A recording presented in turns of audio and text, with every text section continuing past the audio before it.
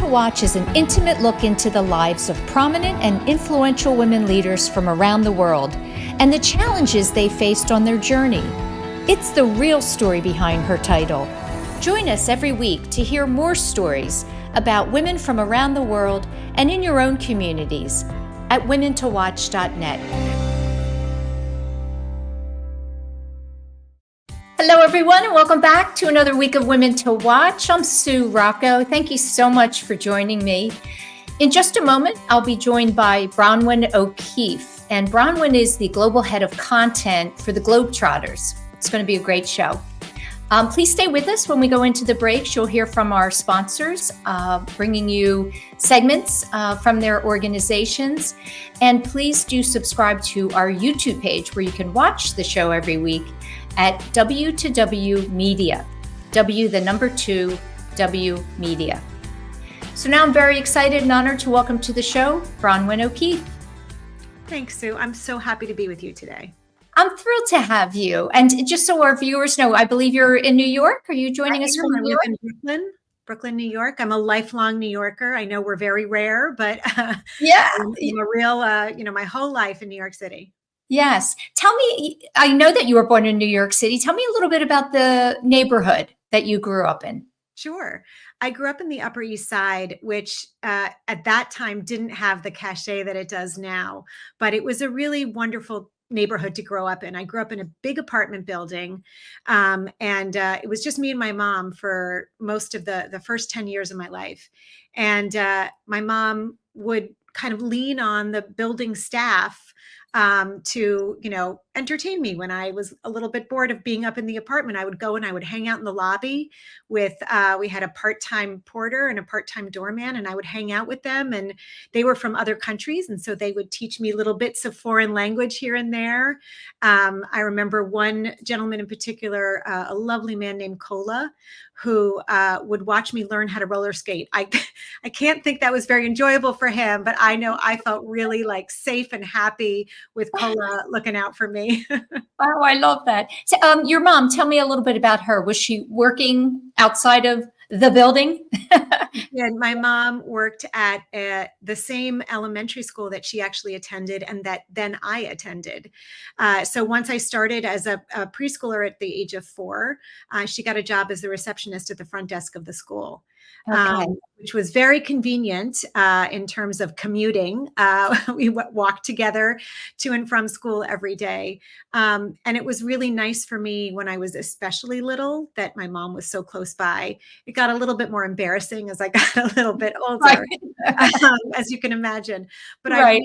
I really loved, having that shared space between us. Yeah. When I think about city living is so different from a neighborhood, the suburbs.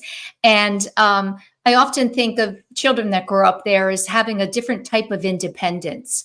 Did you feel that way? Were you kind of, when you were old enough, walking about the city on your own? Yeah, for sure. I always felt really comfortable walking around the city, particularly if I was walking around a neighborhood I was super familiar with. That path from home to school was about a 15, 20-minute walk, 12 blocks. And when I was really little and I first started to do it on my own, I would kind of go the same way, turn at the same street, follow the same path. And then I remember very clearly as I got older, this feeling of, oh, this is exciting. I could try turning on this street today instead. And that was a way that I think I really did help sort of build up confidence about being an independent person out in the world. Yeah, figuring things out, right? How to maneuver a city. I love the way you talk about your mom and your relationship with her. And you said, we loved creating worlds together that we dreamt of living in. Tell me about that. What does that mean? We just both had really vivid imaginations, and we're both big readers. So my mom encouraged my independent reading very early on. And we looked at books as a primary way to experience a world that you didn't actually live in, or characters that weren't the kind of people that you might actually know. And so at first inspired by books and then by our own imaginations, we would create all of these little bubble worlds that we could go in and visit, and wonderful things would happen for us in these worlds. My favorite example is in the long winter days when my mom and I would walk to school together, and it would be freezing cold, we would talk about the golden chariot that was going to pick us up at any moment. And once we got in the chariot, we would have blankets piled on top of us and we'd sip hot chocolate. It had a very Narnia feeling to it. And then we would be ferried off to school by this golden chariot. And that was, all of a sudden when we were talking about the chariot, I didn't feel as cold anymore. Right. So it was that was a way that we sort of applied our imaginations into our everyday lives. Right.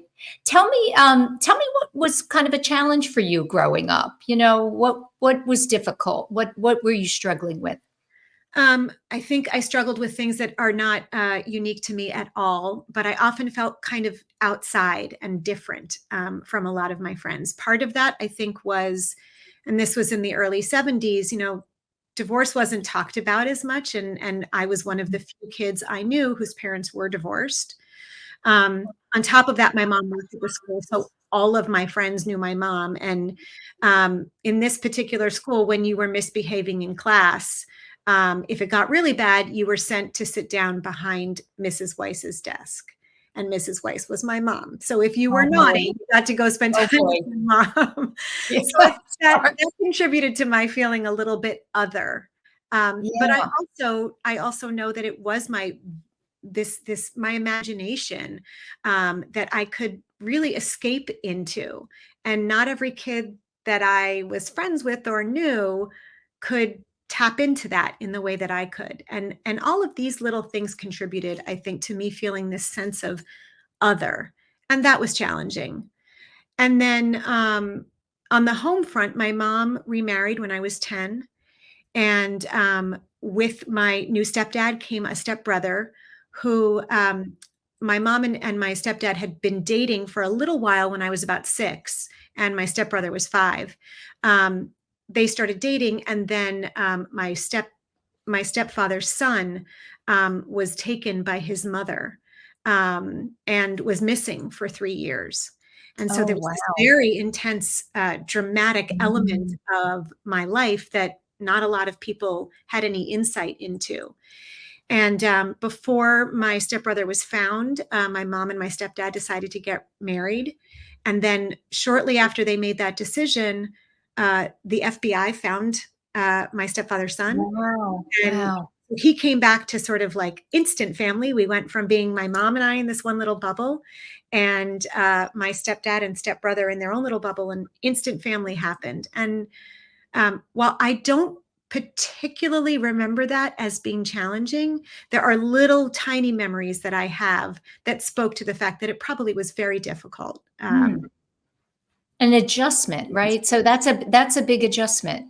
And did your mom and your stepdad talk to you about what was going on? Or were you just kind of in the back as the child recognizing something was happening? I think I recognized that things weren't right. And I certainly, I kept asking when Rocco first was taken by his mom, where's Rocco? I didn't understand why I was seeing Robert, his dad, but not Rocco, his son, because quite often the dates that my mom and Robert would go on were dates where they each, as single parents, brought their kids. And so he was there, and then all of a sudden he wasn't. I don't think I recognized the sort of drama of this situation. Yes. But probably until much later. Until much you later. Got more of the story.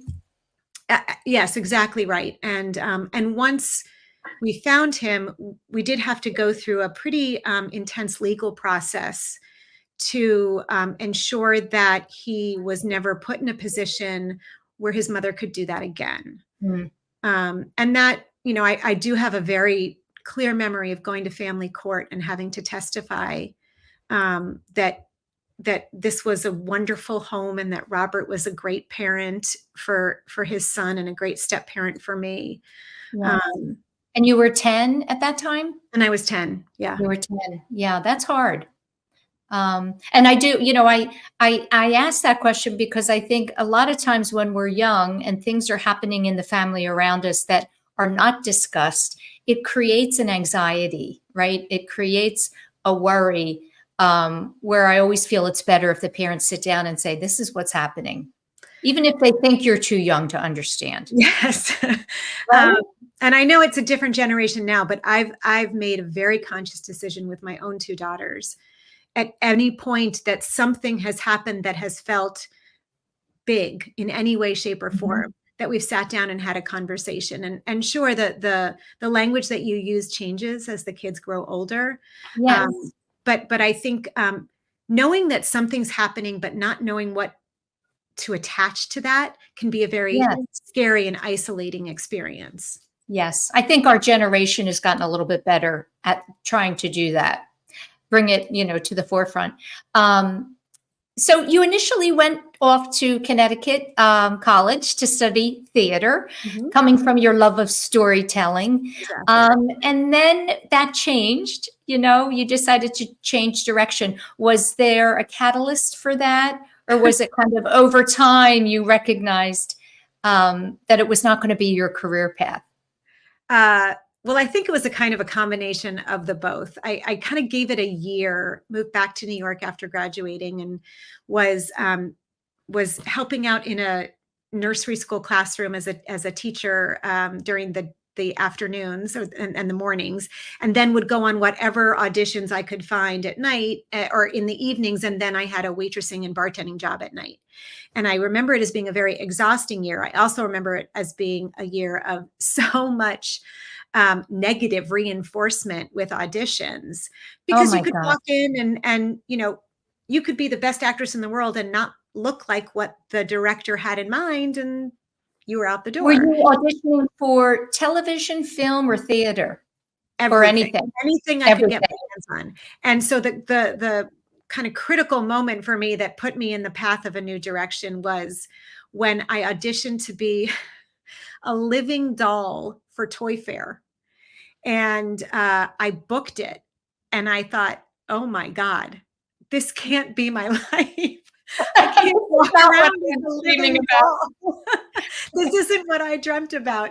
And that was a really big moment for me, and a decisive moment for me of, I think I can take all of this knowledge that I've gained and all of this pure, real, true love of storytelling and find another application for that. Mm. And it's so interesting because you did that and you ended up kind of on the other side of the camera, right? In production and behind the scenes. Um, do you think is that more meaningful to you because you're having a deeper level of creativity and right and production, the whole picture as opposed to just being the actor? Yes, I think the whole picture piece of that is 100% more fulfilling for me. Being able to take a kernel of something and then figure out how it blows into this big narrative, and then bringing that narrative to life, and then getting to watch other people get that narrative and get excited about that. So that's incredibly rewarding for me. I also think that moving into a behind the camera position as a producer and a development executive allowed me to tell a much broader slate of stories than I would if it was just the me as an actress. I would be much more limited to the kinds of stories I would be able to tell. And Yes. that's been very exciting for me over the course of my career. And not have to go through that critiquing that I've had over the years several women that have been actors and actresses, and they that kind of personal rejection is so incredibly hard. I wonder if any of those experiences have stayed with you, or have you managed to just let it go and understand it's just the business? Yeah. It's a good question. I think for the most part, I've let it go and understood that it's just the business. And I think one of the things that really pointed me into a different direction was that this is not the totality of me, Mm, and that there was so much more to me beneath that surface. And I wanted to be judged on that. I wanted to be recognized as that. I wanted to be understood as all that much more, not just this. yes. And too often in that sector of the industry, unfortunately, this counts for a lot more than frankly I think it should. And certainly more for women. Absolutely for I women. mean, we right, if you look at that, you can see historically that it's been much more difficult for women. We're going to go into our first break, Bronwen, and when we come back, I want to talk about how you landed your position with Nickelodeon. Okay, sounds good. Stay with us to hear from our watch team, and we'll be right back with Bronwen O'Keefe.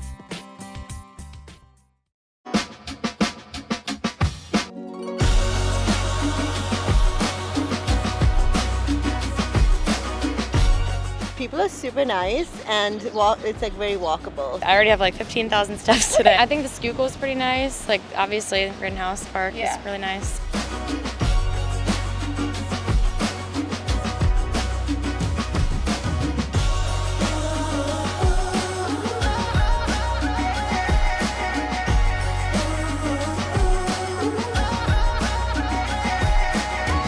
Philly has some of the best food ever. Definitely Badia. How could you not? I went to a Lotta recently. Fantastic. Philadelphia has always been a great scene for food. We've always had great Italian food. There's great Mexican food. If you go to West Philly, there's a ton of like Indian and Ethiopian. There's all kinds.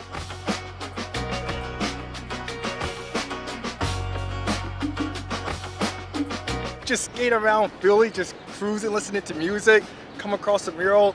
It's just amazing. They're big, colorful. I love it. We chose Philly because it's one of our team building and go check out the art. I think one of the coolest parts of Philly is the murals and the street art. And I don't think it's something you should necessarily like go out and look for, but something that you should find on your own.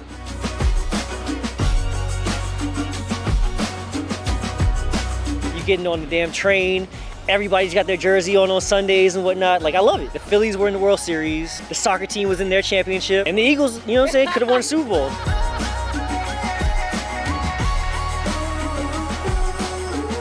So if New York and Philly were at a party, New York would be the one that would need to be the center of attention, and they're gonna make sure that everybody's taking shots with them. Philly's gonna go with it, and they're gonna have a great time, and they're gonna be like the hype man, but they're actually gonna last a little bit longer because they're gonna go like harder, nitty grittier.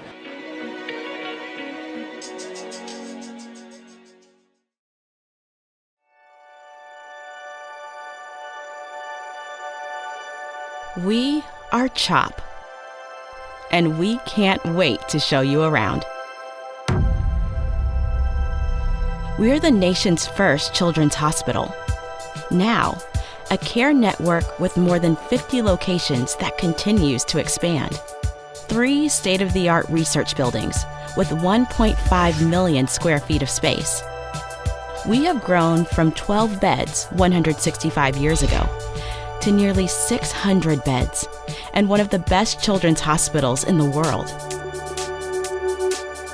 We have a level 1 trauma center, 11 floors of patient units, more than 20 operating rooms, first of its kind delivery unit for babies with birth defects, a separate cardiac operative and catheterization suite, and places to learn, like our internationally recognized simulation center. We have trained generations of leaders in the field of pediatrics. We are world leaders in medicine, surgery, and science. One of the top recipients in NIH funding for pediatric research. In this building, pioneers in CAR T therapy, mitochondrial disease, brain tumors, hyperinsulinism, and other rare diseases. Here, groundbreaking work in fetal surgery, genetics and genomics, and neurology. In our newest building, leaders in social determinants of health, clinical informatics and epidemiology, autism, trauma and injury prevention.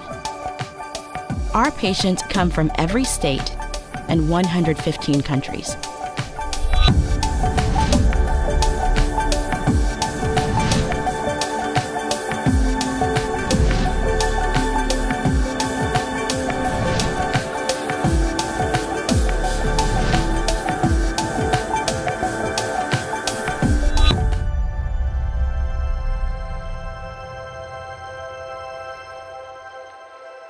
Meeting these challenges requires the best and the brightest. We are passionate about pediatrics. We are motivated to make a difference in the world and in our community. We are a team.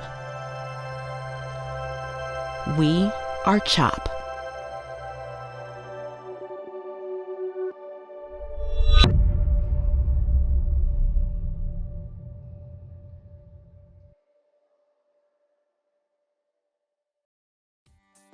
Welcome back to the show. I'm joined this week by Bronwen O'Keefe, and Bronwen is the new global head of content for the Trotters, and we will definitely be talking about that in just a few minutes. But I'm really trying to kind of, go through the journey of both your personal and professional career life. And I'm curious, how did that first job with Nickelodeon come about? Which, by the way, you were there 23 years. It was. That's a long time. It is a long time. And I did a little bit of everything while I was there, which was very exciting. But how it all began was, and look, I'll be the first person to say, I don't think in this day and age, I ever would have been given the opportunity to have the job that I started at. I just, it feels like these days you need to come with so much more experience. And I came with like passion, and that's about it, and a really good, strong work ethic. But I happen to have sort of, 6 degrees of separation connections to somebody both at Sesame Workshop and at Nickelodeon. And so I did just sort of informational interviews in both places. And about 4 or 5 months after I had an informational interview at Nickelodeon, I got a call that Marjorie Cohn, who was then the vice president of live action for development and production for Nickelodeon, needed an assistant. And so I interviewed with her, and then I interviewed with a couple of her other colleagues. And I was so fortunate to get the position as Marjorie's executive assistant. I should mention that Margie is now the current president of DreamWorks Animation. So, her name is very familiar to me. I'm thinking I've read about her, and perhaps I'm sure even you have. Yeah, and I couldn't have asked for a better first manager in this business. She taught me so much. We are still dear friends to this day, and it would be impossible to name all the things that I learned from working under her. That's so nice to hear that, that a woman who was really bringing you in and probably mentoring in a way at that time. What do you think it was about you that she saw in you that allowed her to offer you the job? Well, I've always been a person who is not very good at hiding my emotions, which has worked to my benefit in when I'm excited and passionate about something, and it has made me a very terrible poker player. But I think I went into that first interview with just so much curiosity and excitement and really true passion for both storytelling and for kids. I had spent, my entire teen years and even into my early 20s babysitting. I had worked with kids in this preschool classroom. I had been a big sister in the Big Brothers Big Sister program while I was in college. I started a after-school theater program for local kids in the Connecticut College town of New London, and I loved the energy that kids had and the way that they could tap into their imaginations as I had as a kid. Yes. And so my passion and excitement for that demographic, plus my love of storytelling. And I think that she also sensed in me, I'd like to think she sensed in me that the work ethic that I have, that's always been really important to me, that I would do whatever needed to get done. And I would do it happily. Yeah, it was such a perfect fit for you right then at that time. When I think about your career and your life, I think it's a really wonderful example of you don't graduate college, study what you think you want to do, graduate college and go get that job and be there, right? it's such a journey. And obviously you moved your way right up through the company over 23 years. Tell me a little bit about that. What do you think is really one of the greatest lessons you've learned from starting with a company with a brand like that, Nickelodeon, and then working your way up to a leadership role? Well, I think I had the great fortune to be in the New York office, which was sort of the business center for Nickelodeon. And while I was in the development and production team, that most of that production itself was happening in LA. Being in New York gave me the opportunity to understand how all of the business worked. I really got to see, how all of the different lines of business intersected with each other, and how the industry of, at that time, it was just like a pure television play, right? With some consumer products on the side, very different from the time we live in now. But I really got to understand from the inside how a media industry business worked. And then I was given a lot of other opportunities to grow my skills around development and production, because there was always some random project that would come up. And I kind of became the go-to person of, oh, give that to Bronwen. She'll figure out what to do with it. The yes person. Sure, I'll do it. Yes. I always raised my hand. And even when I wasn't raising my hand, it got to the point where people were thinking of me for those kinds of things. And I'm so fortunate to have built that reputation and to have had people take advantage of that in a great way. And not all of the projects were wonderful and fun. And some of them I learned only that I really didn't like that kind of project. But all of them taught me something, and all of them sort of added to my skill set. I kind of feel by the time I left the organization, I was a little bit of a Swiss Army knife. I had all of these different skill sets that I could kind of apply to any situation. Yeah. And I'm so eternally grateful for that. Do you remember the first time you were in a position where you were managing others? What did that feel like? And were you nervous about that, or were you excited and ready to take that on? I think I was a little bit of both. I was at a literally a manager level position. And so I had, I think there were 2 coordinators who reported into me. And because I had come up in the path and I knew exactly what the role of coordinator was and what to, ask for from these 2 direct reports, I had a deep appreciation for what it took. And I also, had a deep appreciation for what value they could bring to the table.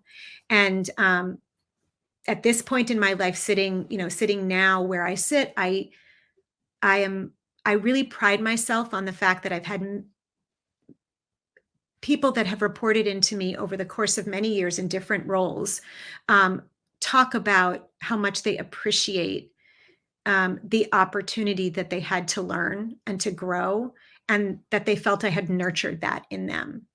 And it's one of my proudest things that I can say, is that I know I have nurtured people, and that people have enjoyed the process of working with me and learning from me.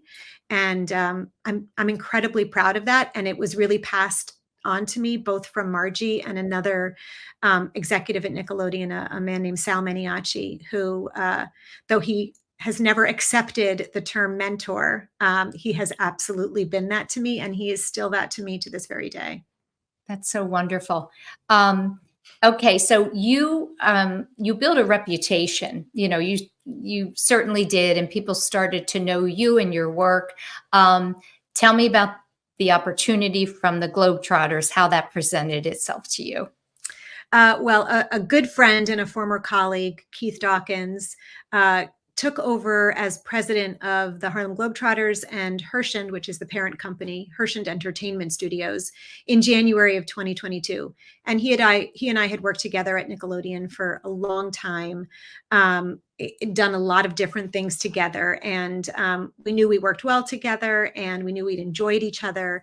And he called me up and he said, "Hey, I know you're consulting right now. Would you be open to consulting for the Harlem Globetrotters and Hershey Entertainment Studio and help to build a content strategy for the Globetrotters and for the entertainment studio? And I said, yes, of course. I mean, who would turn down an opportunity to have anything to do with the Harlem Globetrotters? I'm so incredibly blessed and honored to be a part of a brand that has such a legacy of deep and important work that they've done, not just for the sport of basketball, but throughout history, as an almost 100-year-old brand, the impact. I think a lot of people don't know, right, about what they do behind off the court, I'll say, and what it's all about. Yeah, I think most people don't know that the Globetrotters are almost 100 years old. In 2026, we turn 100, and I think that the awareness around the goodwill ambassadorship of the Harlem Globetrotters is quite small. It was in the early 50s, the U.S. government sent the Globetrotters abroad to Berlin and asked them to sort of function as a literal ambassador of goodwill, to bring cheer and happiness and joy to Germany. And that was sort of the first time the Globetrotters got to see how they were responded to by people outside the U.S. And the response was tremendous. So it goes back that far. The 50s is when they performed outside of the U.S. Yes. Now they were the Globe Trotter in their name was a very clever marketing ploy by Abe Saperstein, who created the Harlem Globetrotters in the first place. And he understood that he sort of had this vision that if he willed it, it would come to be. So calling them the Globetrotters made them sound like they were literally trotting the globe. And while they weren't yet when he devised that name, he believed that they would be, and so they did. And tell me, Bronwen, the first year that women were a part of the team. 1985, Lynette Woodard, who was a two-time All-American, up until I think it's happening today that Caitlin Clark will surpass Lynette for the most amount of points. But wow. It's from Iowa. Is she an Iowa player? Yes. But Lynette Woodard was this unbelievable two-time All-American basketball champion who wanted to play professional basketball, and there weren't really options for her. So she joined the Harlem Globetrotters, and she began a legacy of female players within the organization. We have co-ed teams, and this very day we have 7 female players, the most in our history, and we couldn't be prouder of that, and to continue to grow that over time. Yeah, it's such a combination of skill, athleticism, but also you have to be a performer and you have to have a sense of humor, right? That there's so much about it is to generate laughter. When you're talking about Lynette, I wonder did she have that part of her personality that she thought she'd be a good fit in addition to her athleticism? I think she did. And everybody plays a different role within the Globetrotter team, and everybody has something that they can bring to the table. So I think Lynette understood that her charisma, which she absolutely has, was going to be a great benefit to the team alongside her basketball skills. And it is not not every player would make for a great Globetrotter player. Our tryouts are very different than anything you'd see in any other professional athletic league. Oh, I'd love to see a tryout. Yeah. It's so really fun. A combination of incredible athletic prowess alongside the ability to entertain and the desire to really interact with your audience, the desire to make somebody smile, to make somebody happy. And I can say I have been truly awed by the Globetrotter players and the Washington Generals, I should mention, who are incredible people, incredible athletes, incredible entertainers, but really at their core, incredible people who are bringing all those pieces of themselves to every single game that they play or any opportunity that they have to engage with an audience. Yeah, to lift people's spirits, right? That's why you go, to forget about what's happening in the world. There's no better way to forget what's happening in the world than to be in the presence of a Harlem Globetrotter game or with some Globetrotters at any kind of activation. What is your goal when you think about this new role, and for 2024, a strategy? What's at the forefront of your mind for, here's something I want to expand, implement, make people aware of? Sure. So in 2022, we launched a series together with Hearst Media Production Group on NBC called Play It Forward, that actually focuses much more on the goodwill ambassador sort of persona of the Globetrotters. It talks, the show is a highlight and celebration of all the things the Globetrotters do off the court, going around the country and around the world to different nonprofit organizations, shining a spotlight on the great work that they do in their communities, and spreading their joy with people all around the world.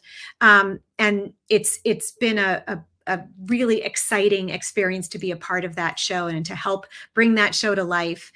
We got an Emmy nomination in our very first season, which was incredibly exciting. That's wonderful. Congratulations. Thank you. And we are in the middle of season 2 right now. So 52 episodes airing across NBC and Telemundo and Cozy TV.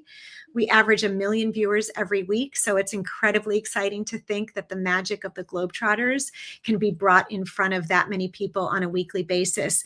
And that's really the first stage in this overall content strategy of ensuring that we are creating touch points for every part of our audience, which really is from 2 to 99 and or 100. We'll take the 100-year-olds too, right? There's a lot of those. There's a lot of those today. So ensuring that we've got a story about the Globetrotters that can reach all of those little segmentations of that big, broad audience and really reach them wherever they are. So that means about being across every kind of platform that you might find content, whether that's streaming, linear, whether that's on your phone or that's through social media, and all the different genres. So we've got a robust content slate, everything from big, sweeping, epic documentary work that shows the history and impact of the Globetrotters to preschool animation and everything in between, and really laying out that content across a strategy that takes us to our 100th anniversary in 2026 is the big focus for me now in 24 and 25 and 26 and then beyond. Yeah, which will be here before we know it. What a fun job. What a fun job. I don't want to let you go without, you mentioned the fact that you have 2 daughters. And I love that they're being raised and watching you be both a mother and also, having impact in the world and with an incredible organization. What do you hope for them? I do think I have 2 children as well, and I think it's harder for them today. I just do. I think they're kind of bombarded with information and disruptions in their day. I'll say that it's very hard to stay focused. What do you hope for them in their careers, in their future? Well, I have a freshman in college and I have a junior in high school. Okay. And I, over the course of my professional life, since my kids came along, like every working mother, always struggled a little bit with finding that right balance of, if I'm a rock star at work, then I don't know if I'm being a rock star at home, and, never feeling like you've like you've really found that perfect balance. But I am so deeply grateful for the opportunity to be a role model for my kids, to show them that maybe you can't have everything, but maybe you don't want everything either. That sounds like a lot to carry. Maybe you just want the right amount of stuff for you, which is feeling, that you can bring value to an organization, that they can value you back, and that you're learning and growing along with that. And that it gives you enough space and time to also be at home and be, a nurturer of your family. And I think I certainly know I've worked hard to set that example for them. I hope I've been successful in that. I couldn't be prouder of the 2 of them as people. And it is a privilege to watch them out in the world every single day. I just couldn't be prouder of them. Yeah. Let me ask you one last question. Sure.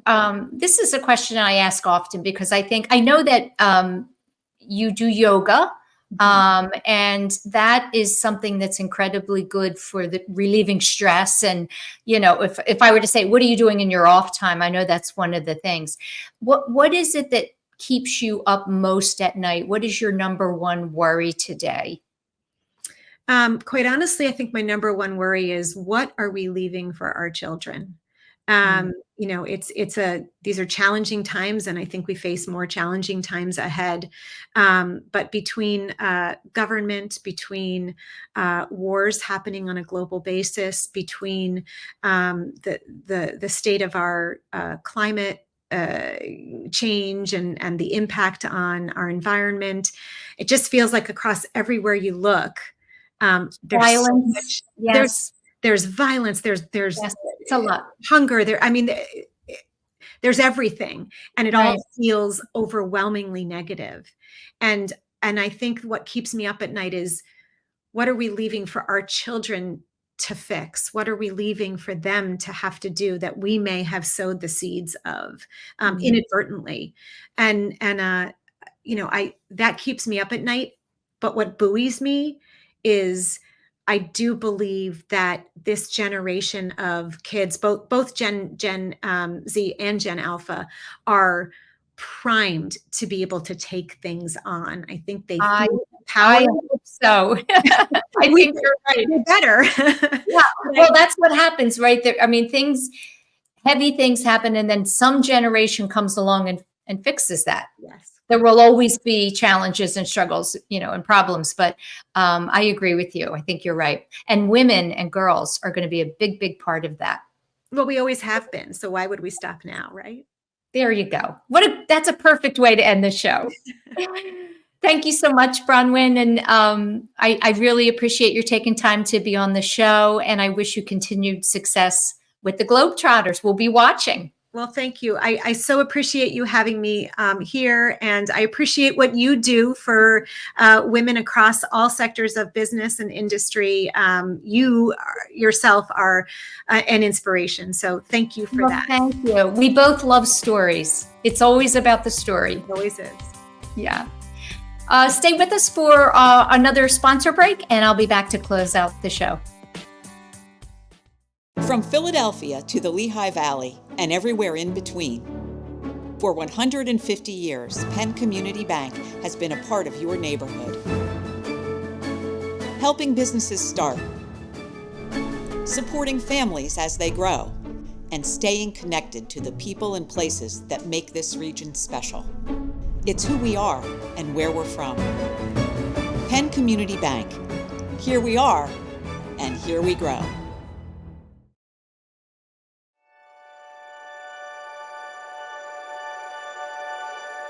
We are CHOP, and we can't wait to show you around. We're the nation's first children's hospital. Now, a care network with more than 50 locations that continues to expand.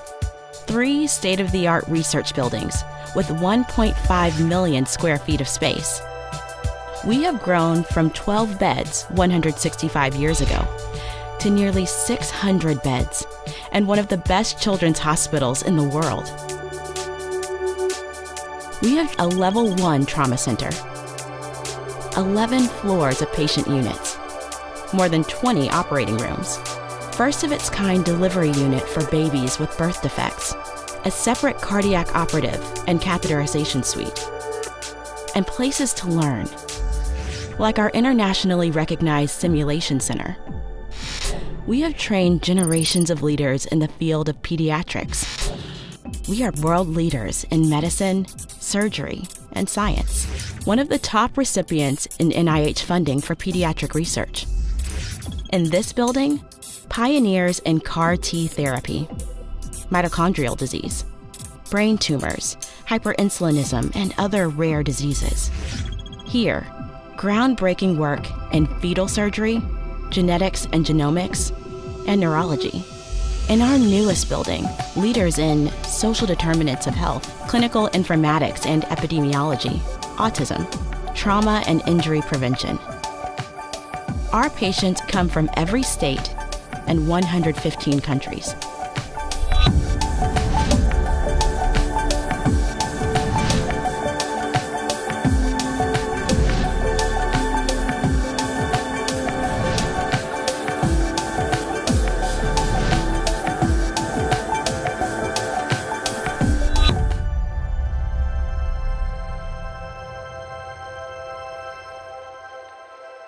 Meeting these challenges requires the best and the brightest.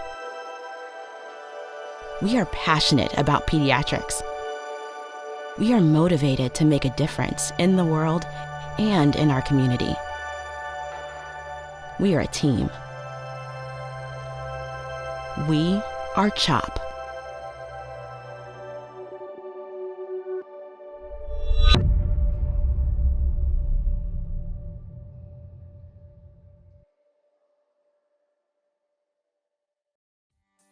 That's it, everyone, for another week of Women to Watch. Thanks so much for joining me. Stay tuned for my interview next week with Kimberly Lee Minor. And Kimberly is the founder of Bumbershoot. Have a great week, everyone.